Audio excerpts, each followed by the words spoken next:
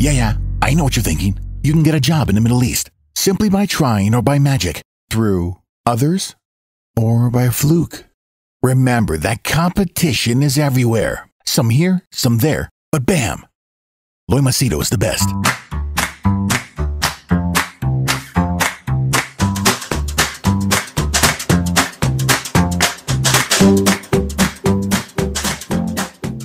Alright, I just thought I'd make this video quickly, even though I'm tired, man. To be honest with you, I didn't want to make a video. So, yeah. So just make sure you like, subscribe and comment and all that bullshit and, you know, whatever. People generally, before watching my video, they press dislike. So at least do something for YouTube's algorithm. Anyway, to be on the serious side, you know, Expo 2020 is going to happen now. Even I strongly believe, even if they say visitors cannot come or there's a lockdown, they will somehow try to bypass the rules and they'll try to bring in visitors from Middle East or wherever. Okay, end of the day, UAE wants to finish this project. It has been delaying too long. That is why the Olympics, they said enough is enough. Whether people come, don't come, just bloody get on with it, do it. If people resign, if people leave, we can't keep hemorrhaging cash like this. Just get the Expo 2020. COVID, no COVID. Lockdown, no lockdown. Get it done. Okay. So Expo 2020 is going to happen. They spent too much money on advertising.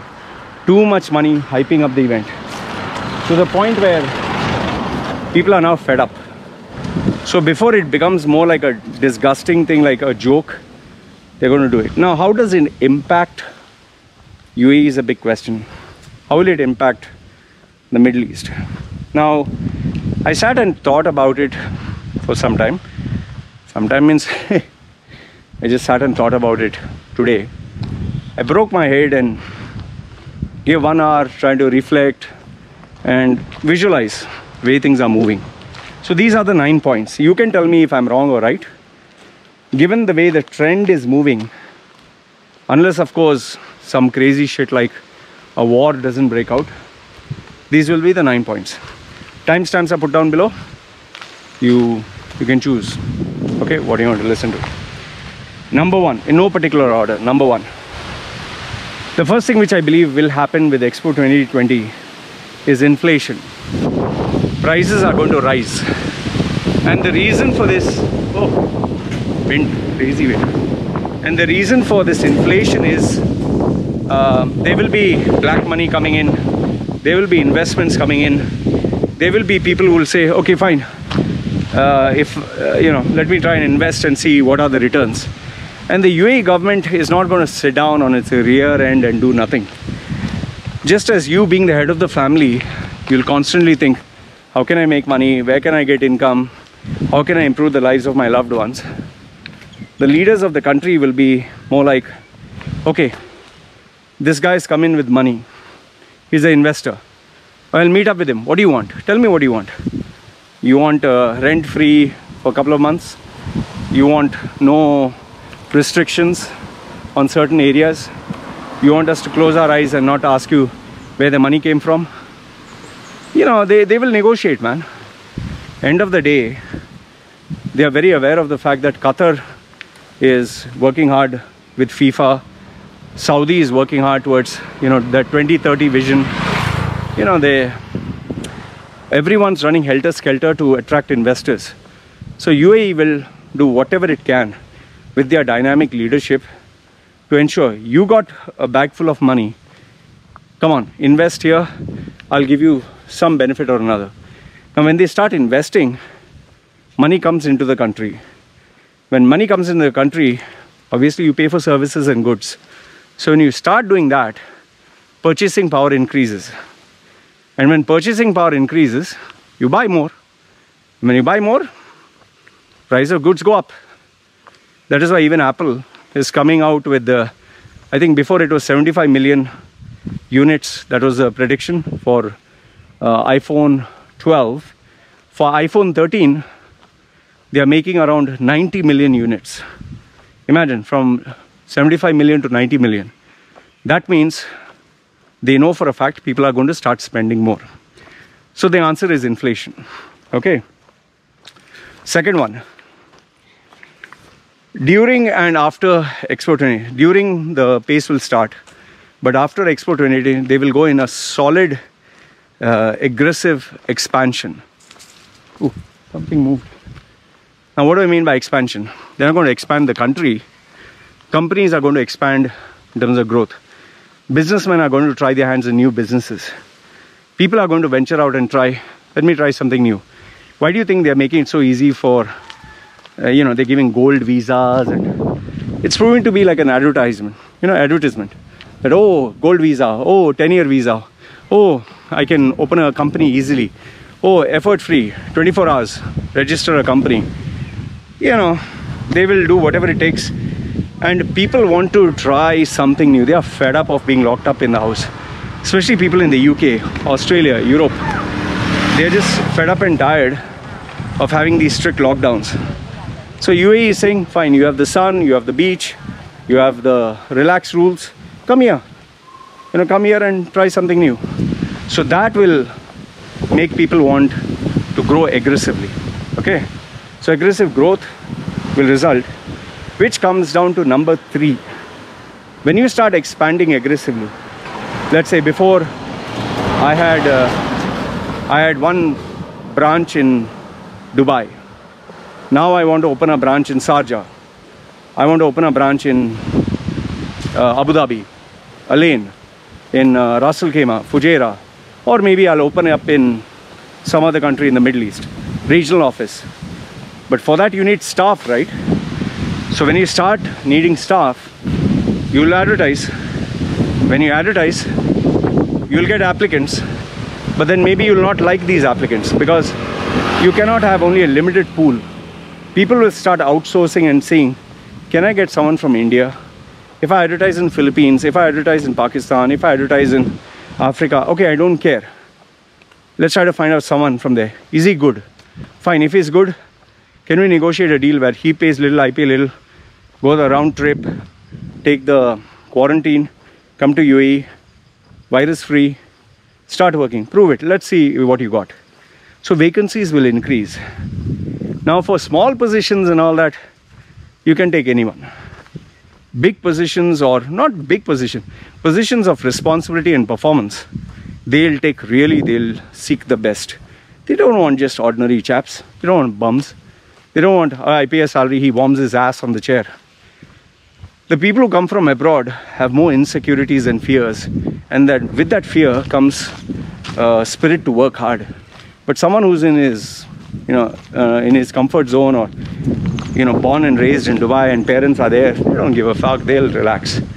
So you can be rest assured the vacancies for overseas people will also increase. That comes to point number 4.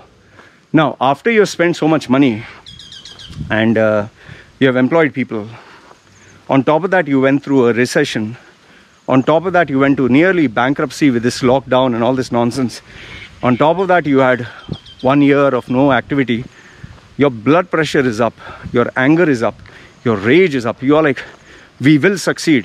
People who are employers, people who are leaders, they're not like employees. Oh, I got my salary end of the month.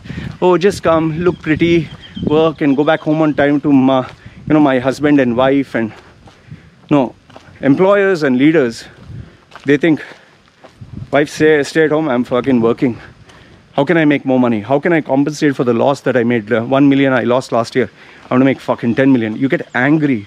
In fact, let me tell you, when I got food poisoning, and I was on my birthday, I got food poisoning to the point I was about to die.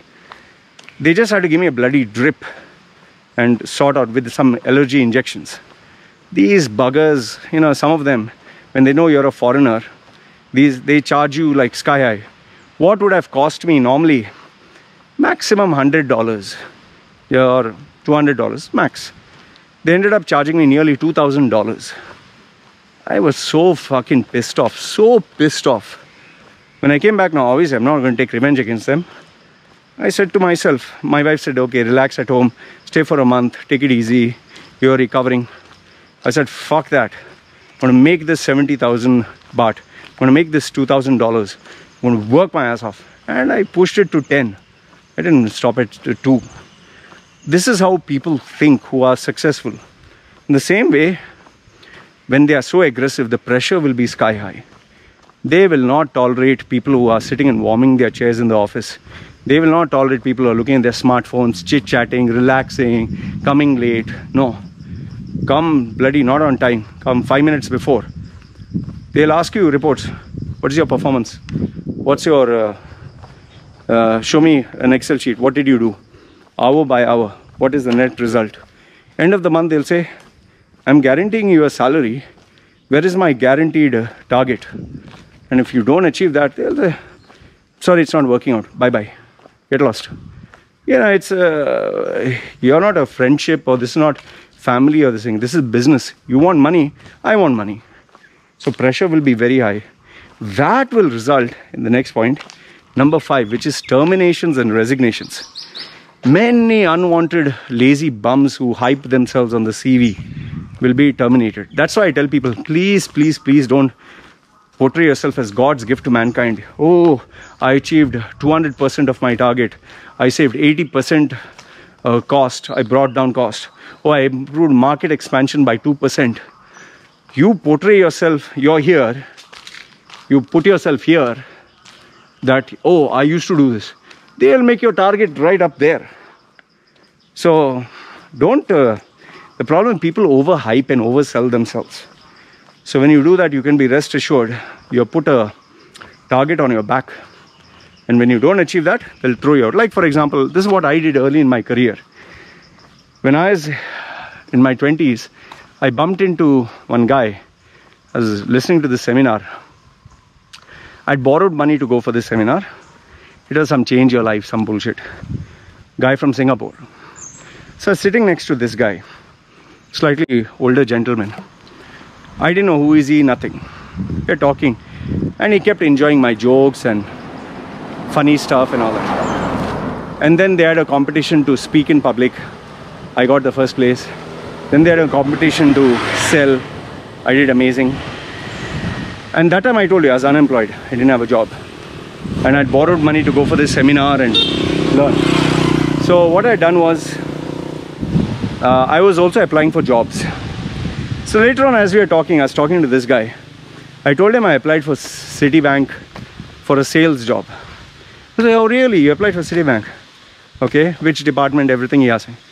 I didn't know why he was asking. To my shock and surprise, he turned out to be the country head of Citibank. If you Google search his name today, his name is Raja Manar. He is, I think, at a very high position. He's known as a legendary figure in banking. Okay. From there, from being the country head of Citibank, or I don't know, sales director or whatever, marketing head or whatever, UAE, he moved on to everything. So now why am I bringing this story? Now I had hyped myself so much in the eyes of this guy.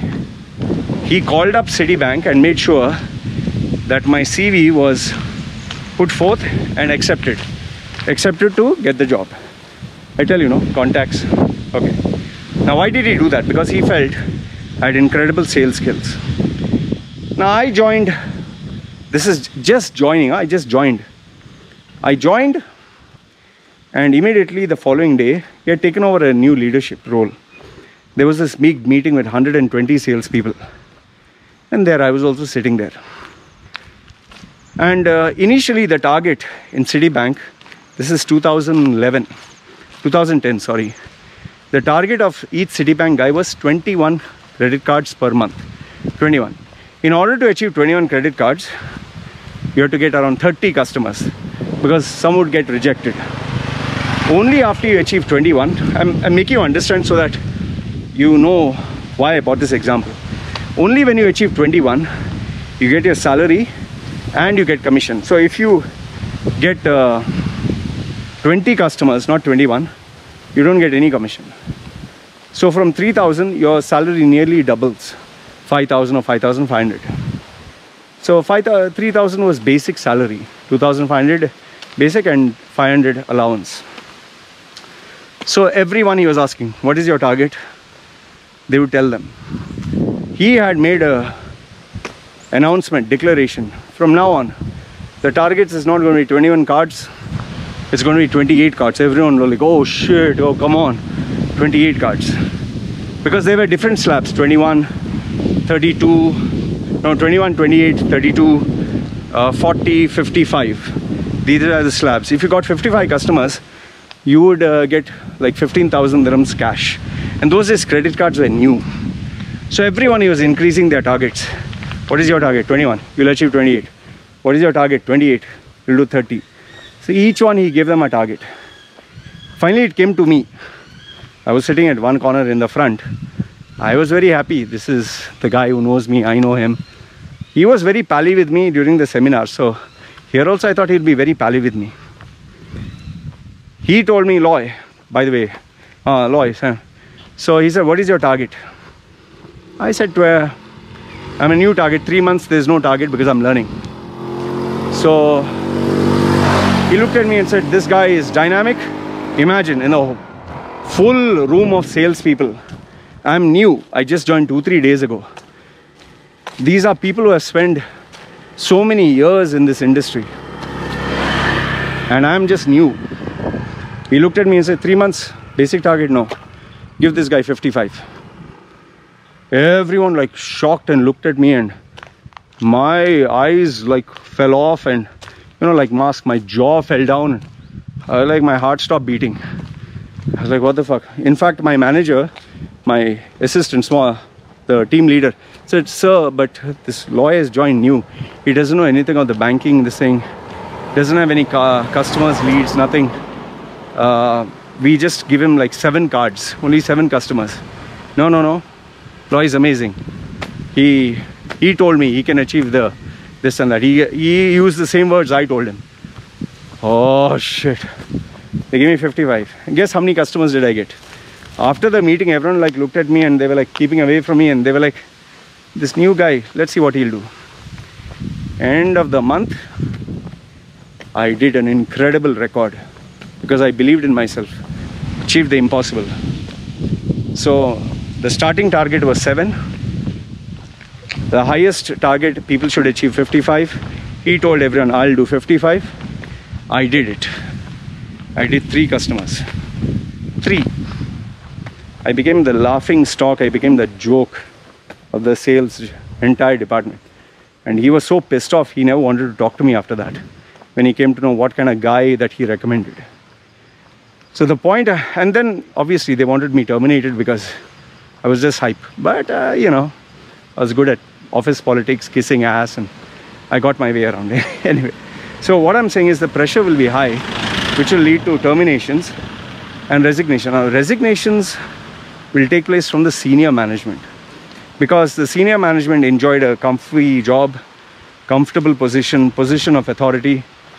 How the company will do this, they will bring in their sons, they will bring in new management, and the new management will be very tough with these guys. So that is why the owner, since he knows this guy from years and years, old employee, he can't be tough with him. So when they bring new blood, these guys will give a fuck. They'll say, I don't know you. You might have been in this company 20 years. You have to prove yourself from zero. And that is why people will say, I gave my blood, sweat and tears for 20 years. I have to take a shit now. No need. So there will be terminations and resignations. Point number 6. There will be a solid bump in the salaries. Solid. But this is for the right candidates.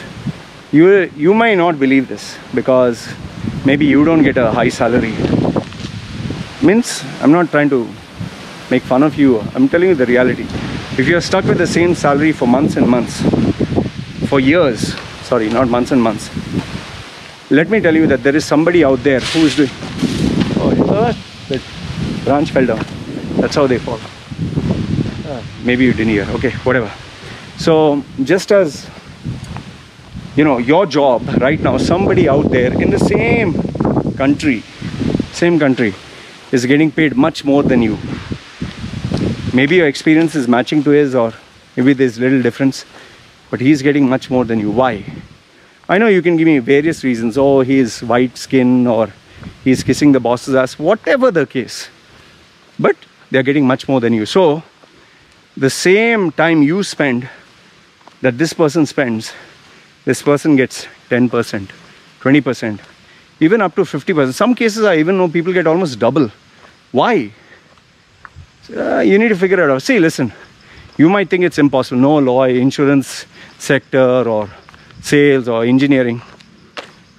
The fact is, there is somebody out there doing the same job you're doing, gets paid more. Figure out the reason. See, I charge around $200 for one-to-one consultation. Gary Vaynerchuk charges $15,000 for 30 minutes.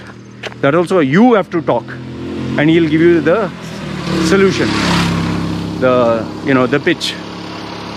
So if I were to speak for 1 hour, maybe I'll charge $5,000. Okay, because today I don't want to leave my house unless the money is good, and per day I'll charge that it takes duration to travel. Everything else, everything has to be paid extra. Well, people like Donald Trump, 1 million per speech. You'll say, oh, he's the president. In between, there are many people with from $100, like my friend, who is a professional speaker, $110,000 per month. Now, how is he doing speaking and getting paid this much? Not me.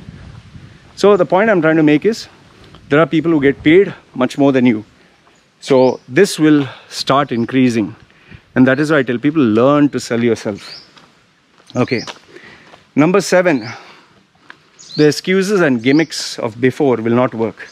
Like, for example, oh, he got a job because of his degree. He got a job because of his vasta. He got a job because he knows Arabic and English. Oh, now he'll come to performance. You show the numbers, fine. You don't show the numbers, I don't care, you know Arabic, I don't care, related to this, that. Because the management will say, I want numbers, show me the results. Okay, this one person, this girl or guy, don't touch, rest everyone. So you'll be, having a, knife on your, what do you say, target on your back. So now it'll be purely measured, at least for the next few years. Number 8, I always tell you this before, I tell you now. You can't communicate written word and spoken word, you are not going to survive. How do you think I survive? Even my basic daily bread. Written word by sending emails, and spoken word by talking. And every person I meet, I put on the hat of being a person who sells, person who wants to make you buy. This is a skill you need to learn. You should know how to sell yourself as a brand, not selling Toyota, selling Rolls-Royce, selling Philips. The brand will sell by itself because it has built a reputation. Coca-Cola will sell whether you're there or not there. But selling you, who the fuck knows you? Who knows you? What are your features? What benefits do you offer in comparison to 20 people exactly like you? Same, they have a degree, 5 years, 10 years experience they have. Okay, track record is the same. What makes you stand out? You need to figure this out. And for that, I tell people, take coach, take training, take learning, change your friend circle, so many things, And last, if not the least, this should be in your blood. This should be in your DNA, or forget it. And what is that? You should be competitive. You should be so competitive, so bloodthirsty, that you shouldn't give a fuck to anyone. You should not care about anyone. I'm so ruthless. I might even trick my friend to survive. Arnold Schwarzenegger used to do this. His best friend was Frank Zane, the bodybuilder. He made sure that he lost by playing psychological warfares. He misled him to believing that he's not coming back. In the 1980, just Google search, 1980, Arnold Schwarzenegger comes back at the Olympia, and psychological warfare. When they were supposed to pose and show their muscle development to the judges, this guy whispers in Frank Zane's ear and makes him lose his focus. While when he loses focus, he flexes hard. Arnold Schwarzenegger, being competitive, he sponsored the competition, he bribed the judges. He was pally with the legendary Joe Vader. Joe Vader was the father of these competitions, the movement. So he didn't care. He wanted to succeed. That's why Arnold is a legend. In bodybuilding, he became #1. Movies, a superstar. Business, a legend. Even ran for politics. So you need to have the competitive DNA. That is why many people who know me, sometimes they tell me, oh, even if you are stripped naked and thrown in China, you'll somehow figure out a way to survive. I don't know how far that's true. I don't know if I'd ever be able to. But I take that as a compliment because of my DNA. And people who know me in Toastmasters, people who know me as a competitor, they know how crazy I was. Oof, I was mad. So you need to have this in your DNA to survive, because every successful person will have it. I can assure you, every job you apply, there'll be one woman or one man who will have this in their DNA, in their blood. Coached by the best, mentored by the best, sharp, you know, with the best CV, best interview skills, best marketability. They'll have the skill same as you, but everything else, they'll make sure they stand out and they will succeed.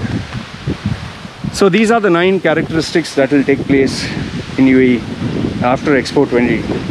So I don't know how much you agree, disagree, whatever, but this is what is going to happen. So anyway, you think about what I've said. Check the description for the points, and if I missed out anything, let me know. And if you think I'm wrong, please feel free to tell me where I'm wrong. And if you like this video, please do put a positive like or share it with someone, or subscribe, you know, that YouTube stuff, because it helps the channel. And yeah, you want to support the channel by donating, I welcome, because it keeps costs down. Alright, having said that, you guys take care. This is me signing off. Ciao.